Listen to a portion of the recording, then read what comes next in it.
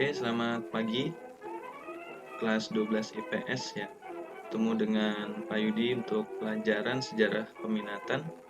Untuk di bab pertama, kita lihat judulnya Respon Internasional Terhadap Proklamasi Kemerdekaan Indonesia. Materi ini adalah materi keberlanjutan dari sejarah wajib kelas 11 mengenai revolusi kemerdekaan Indonesia.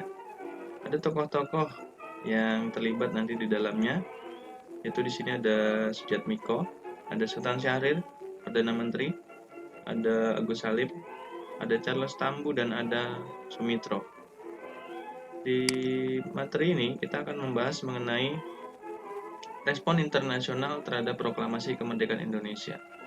Jadi bagaimana negara lain atau dunia internasional reaksinya terhadap kemerdekaan Indonesia. Untuk kompetensi dasar ada dua targetnya. Yang pertama ada pengetahuan, yaitu menganalisis secara kritis. Yang kedua yaitu keterampilan menyajikan secara kritis dalam bentuk tulisan ataupun media lain. Mungkin nanti bisa seperti PowerPoint, ataupun infografis, ataupun poster.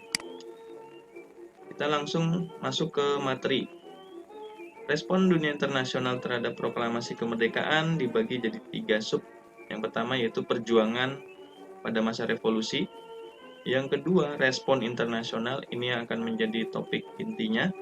Dan yang ketiga adalah konferensi meja bundar dan sikap Belanda. Ya. Jadi untuk materi A dan materi C ini kan sudah pernah kita bahas sewaktu kelas 11 sejarah wajib ya. Jadi Pak Yudi tidak membahas secara detail lagi. Yang pertama, perjuangan mempertahankan kemerdekaan Indonesia.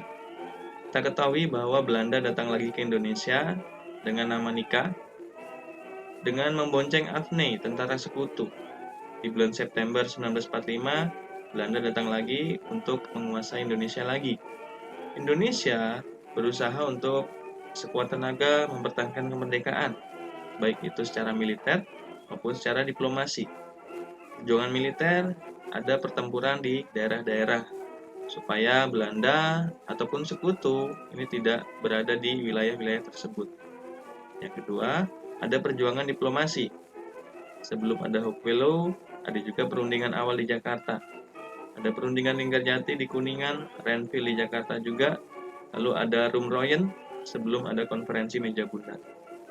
Lalu di submateri yang pertama ini ada topik khusus yaitu agresi militer Belanda, agresi militer 1 dan agresi militer 2. Peristiwa ini menjadikan acuan atau memicu yang namanya respon dunia internasional. Karena kita ketahui bahwa agresi militer ini bersifat kekerasan ya. Negara mana sih yang akan menyukai kekerasan? Pasti tidak ada. Belanda sendiri juga tidak menyukai kekerasan. Ya. Mereka tidak menyukai yang kekerasan yang masyarakat atau pejuang-pejuang Indonesia lakukan. Tetapi Belanda sendiri melakukan kekerasan. Nah, dunia internasional melakukan respon atas agresi militer Belanda ini supaya nanti Indonesia tetap mendapatkan kemerdekaan atau memperoleh kemerdekaan yang seutuhnya. Ada negara-negara yang berperan di dalam pengakuan kemerdekaan negara Indonesia. Ya, pengakuan kemerdekaan merupakan salah satu unsur penting di dalam terbentuknya sebuah negara, di samping adanya wilayah, rakyat, dan juga ada pemerintahan. Jadi pengakuan dari negara lain merupakan salah satu unsur penting juga. Yang pertama ada pengakuan kemerdekaan RI oleh Mesir. Mesir ini kan salah satu negara penting di kawasan Afrika dan juga Asia Barat atau Timur Tengah. Mesir dan Indonesia memiliki latar belakang masyarakat yang mayoritas beragama Islam atau masyarakat Muslim. Maka dari itu sebuah kekuatan bagi Mesir untuk mendukung Indonesia karena sama-sama memiliki ikatan keagamaan. Ketika ada ikatan keagamaan, ada rasa persaudaraan dan juga ada rasa kekeluargaan. Ya. Masyarakat Indonesia yang bersekolah di Mesir, ya mahasiswa yang bersekolah di Mesir, ini turut menjadi pemicu juga Mesir di dalam mendukung kemerdekaan Indonesia. Ya, masyarakat Indonesia yang ada di sana melakukan perjuangan dengan cara menulis di surat kabar, mengkritik agresi militer yang dilakukan Belanda, dan juga demonstrasi. Ya, demonstrasi tentunya bukan untuk pemerintah Mesir, melainkan demonstrasi untuk mengkritik atau menyerang kedutaan besar yang pro terhadap Belanda, terutama kedutaan besar Belanda yang ada di Mesir.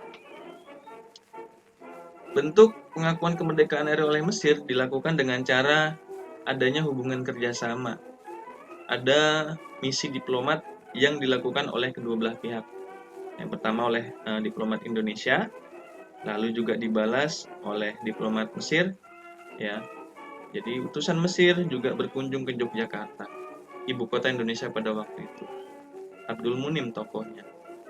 Lalu Indonesia juga membalas lagi untuk melakukan lawatan atau kunjungan ke Mesir sana.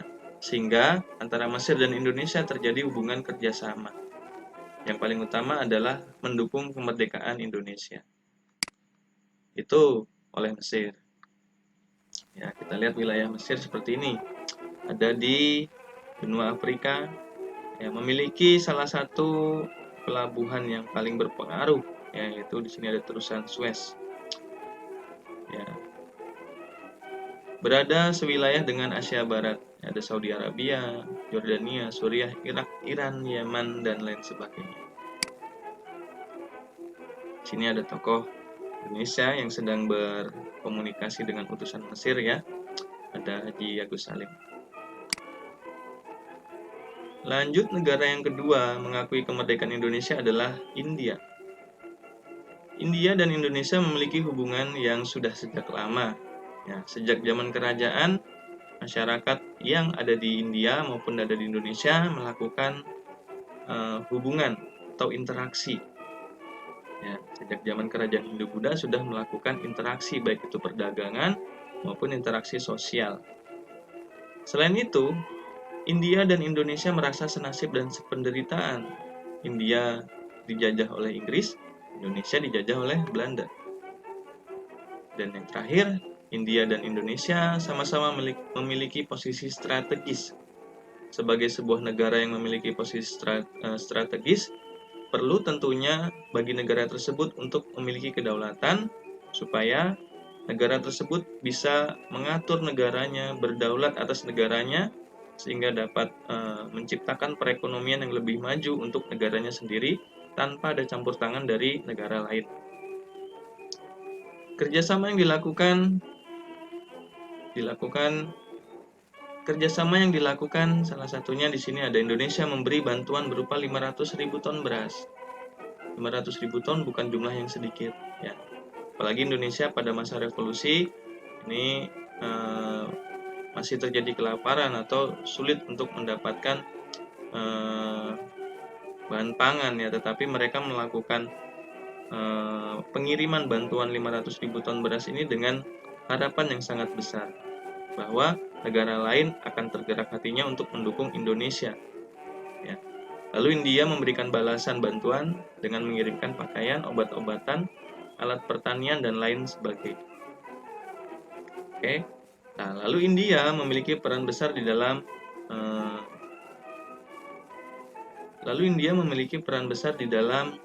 pengaruh untuk membujuk negara-negara lain mendukung kemerdekaan Indonesia dengan melaksanakan konferensi antar Asia. Tokohnya ada Perdana Menteri Pandit Jawaharlal Nehru yang mendukung kemerdekaan Indonesia. Itu yang dilakukan oleh India. Lalu yang ketiga adalah negara Australia. Australia secara strategis berdekatan dengan Indonesia. Ya, Australia sendiri ketika pada masa Perang Dunia sempat kecewa dengan Belanda karena Belanda tidak bisa menahan laju Jepang, ya, dalam melakukan pergerakan Asia Timur Raya. Sehingga di kemudian hari Australia ini berbalik mendukung Indonesia dan bukan mendukung Belanda karena merasa Belanda ini kurang berhasil di dalam menancapkan atau menguatkan kedudukannya di Indonesia.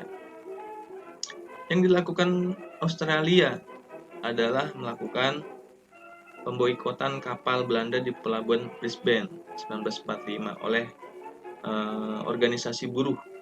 Ya. Tokohnya Benedict Kivley ini berpandangan bebas merdeka, menolak kekerasan, apalagi ketika Belanda melakukan agresi militer. Bersama dengan India, Australia melaporkan Belanda ke Dewan Keamanan PBB. Ada tokoh yang berasal dari Australia berperan di dalam pengakuan kedaulatan atau pengakuan kemerdekaan RI. Ada Richard Clarence Kirby yang menjadi anggota KTN, dan juga ada Thomas Kingston Critchley, anggota UNCI. Yang keempat, yang terakhir, yaitu ada pengakuan kemerdekaan RI oleh PBB. PBB punya peran besar ya di dalam kemerdekaan Indonesia, meskipun Indonesia sendiri sudah berjuang mati-matian, tetapi kita tidak bisa melepas dari pihak luar, yaitu PBB di sini. Bersumber dari Wikipedia, di sini ada nomor-nomor resolusi Dewan Keamanan PBB berkaitan dengan tindakan atau keputusan-keputusan dari Dewan Keamanan PBB tentang revolusi kemerdekaan Indonesia. Kita bisa lihat di tanggal 1 Agustus 1947 ya.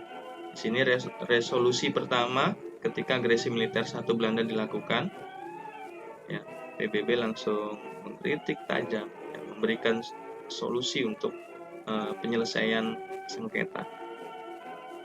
Lalu 1948 ya sampai 1949, di sini 28 Januari juga ada resolusi yang penting juga ketika Belanda melakukan agresi militer 2. Belanda dikritik habis-habisan oleh PBB dengan cara resolusi Dewan Keamanan PBB ini yang memaksa nanti Belanda untuk melakukan perundingan yang ya harapannya bisa mengakhiri konflik, dan ternyata tercapai ya, yaitu konferensi meja bundar. Oke, ini yang terakhir, konferensi meja bundar dan sikap Belanda. Sebelum konferensi meja bundar, Belanda pasti menolak Indonesia merdeka dan berusaha secara militer untuk menguasai kembali. Lalu kecaman dari dunia internasional ini memaksa Belanda mematuhi resolusi Dewan Keamanan PBB. Ya, ibaratnya anak bandel ya di sekolah, dikasih peraturan tapi tidak dipatuhi, ya akhirnya dibentak oleh PBB secara lebih keras lagi. Akhirnya Belanda mau tidak mau melakukan perundingan yang nantinya akan sangat merugikan mereka dan pastinya menguntungkan pihak Indonesia. Ada negara yang berpengaruh, yaitu ada Amerika Serikat. Ancaman diplomatik dengan AS ini memaksa Belanda melaksanakan KFP. Ada Marshall Plan, bantuan dari Amerika untuk Belanda yang kalau Belanda tidak mematuhi apa yang dikatakan Amerika, maka Belanda tidak akan mendapatkan bantuan ini. Karena bantuan ini sangat dibutuhkan bagi negara-negara yang terdampak Perang Dunia Kedua di Eropa. Saya lihat di sini ada hasil KMB-nya. Secara hasil, Indonesia sebenarnya mendapatkan angin segar di sini. Tetapi angin segar tersebut tidak membuat Indonesia sejuk lah istilahnya. Karena ada PR-PR, ada tangguhan-tangguhan yang harus diselesaikan oleh Indonesia. Seperti contohnya, ada masalah Irian Barat. Ada Indonesia harus membayar utang kepada Belanda. Ada juga Indonesia harus diakui sebagai RIS. Tetapi inilah yang menjadi titik awal Indonesia lepas dari gangguan-gangguan Belanda. Ya. Setelah KMB, Belanda mengakui kemerdekaan Indonesia sebagai Republik Indonesia Serikat dengan 16 negara bagian dan daerah otonomi. Pelaksanaan penyerahan kedaulatan berlangsung di 2 tempat, ada di Belanda dan ada di Indonesia. Meskipun Indonesia berbentuk RIS, namun Belanda tidak memiliki kekuatan lagi di Indonesia. Kalau dikatakan di sini RIS, dan Kerajaan Belanda diadakan hubungan Uni Indonesia Belanda yang dikepalai Raja Belanda. Ya, pada waktu itu Ratu Belanda. Ada juga Irian, ya. Meskipun Irian dikatakan setahun setelah pengakuan kedaulatan akan diurus, Irian lambat laun menjadi wilayah yang terintegrasi dengan Indonesia. Meskipun usahanya juga sangat sulit, ya. Di tahun 1967 baru berintegrasi dengan Indonesia. Oke. Itu berkaitan dengan respon dunia internasional terhadap proklamasi atau kemerdekaan Indonesia. Oke, untuk evaluasi pembelajaran hari ini, PSPR.1 ada 5 nomor.